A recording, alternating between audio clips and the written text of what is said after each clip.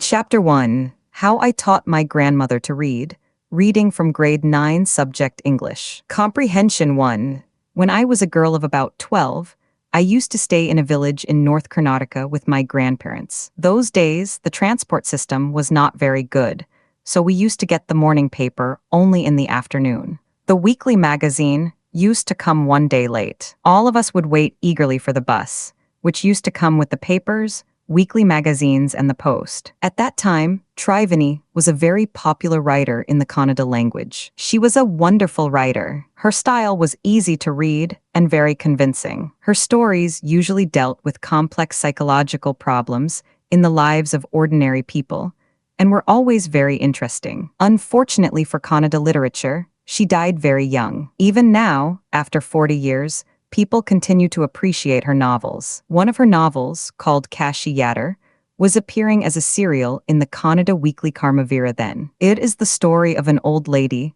and her ardent desire to go to Kashi or Varanasi. Most Hindus believe that going to Kashi and worshipping Lord Vishweshwara is the ultimate punya. This old lady also believed in this, and her struggle to go there was described in that novel. In the story, there was also a young orphan girl who falls in love, but there was no money for the wedding. In the end, the old lady gives away all her savings without going to Kashi. She says the happiness of this orphan girl is more important than worshipping Lord Vishweshwara at Kashi.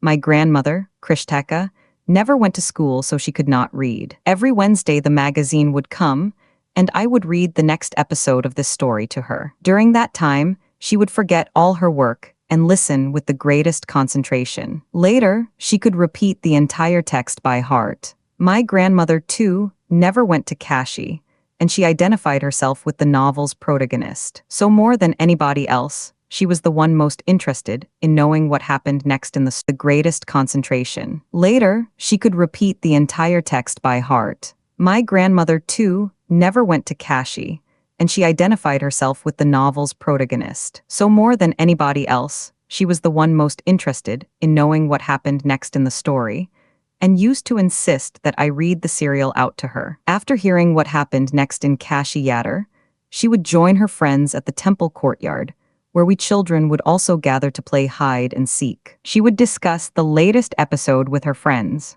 At that time, I never understood why there was so much of debate about the story. Once I went for a wedding with my cousins to the neighboring village. In those days, a wedding was a great event. We children enjoyed ourselves thoroughly. We would eat and play endlessly, savoring the freedom because all the elders were busy. I went for a couple of days, but ended up staying there for a week. When I came back to my village, I saw my grandmother in tears. I was surprised, for I had never seen her cry, even in the most difficult situations. What had happened? I was worried. Ava, is everything all right? Are you okay?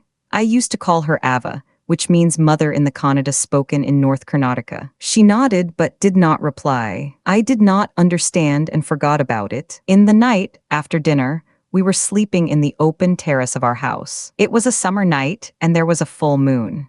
Ava came and sat next to me. Her affectionate hands touched my forehead. I realized she wanted to speak. I asked her, "What is the matter? When I was a young girl, I lost my mother. There was nobody to look after and guide me. My father was a busy man and got married again. In those days, people never considered education essential for girls, so I never went to school. I got married very young and had children. I became very busy. Later, I had grandchildren, and always felt so much happiness in cooking and feeding all of you. At times, I used to regret not going to school, so I made sure that my children and grandchildren studied well. Comprehension 2. I could not understand why my 62-year-old grandmother was telling me, a 12-year-old, the story of her life in the middle of the night. But I knew I loved her immensely, and there had to be some reason why she was talking to me. I looked at her face. It was unhappy, and her eyes were filled with tears. She was a good-looking lady who was usually always smiling. Even today, I cannot forget the worried expression on her face. I leaned forward and held her hand. "Zava, don't cry. What is the matter? Can I help you in any way?" "Yes, I need your help. You know, when you were away, Karmavira came as usual. I opened the magazine. I saw the picture that accompanies the story of Kashi Yatter, and I could not understand anything that was written. Many times I rubbed my hands over the pages, wishing they could understand what was written. But I knew it was not possible. If only I was educated enough. I waited eagerly for you to return. I felt you would come early and read for me. I even thought of going to the village and asking you to read for me. I could have asked somebody in this village, but I was too embarrassed to do so. I felt very dependent and helpless. We are well off, but what use is money when I cannot be independent?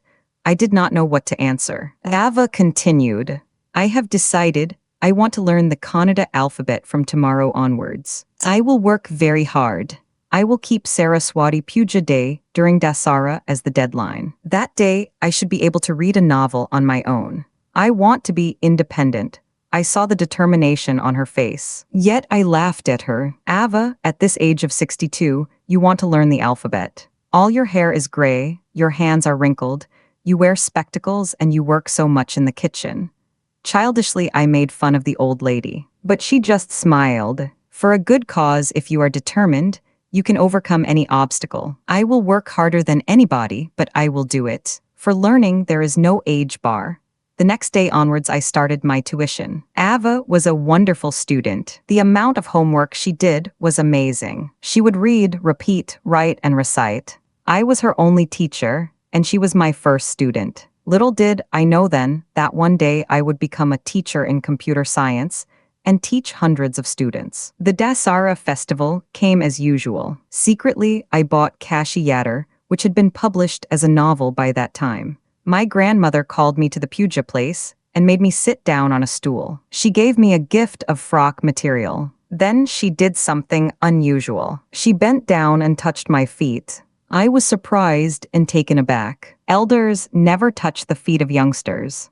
We have always touched the feet of God, elders, and teachers. We consider that as a mark of respect. It is a great tradition, but today the reverse had happened. It was not correct. She said, I am touching the feet of a teacher, not my granddaughter.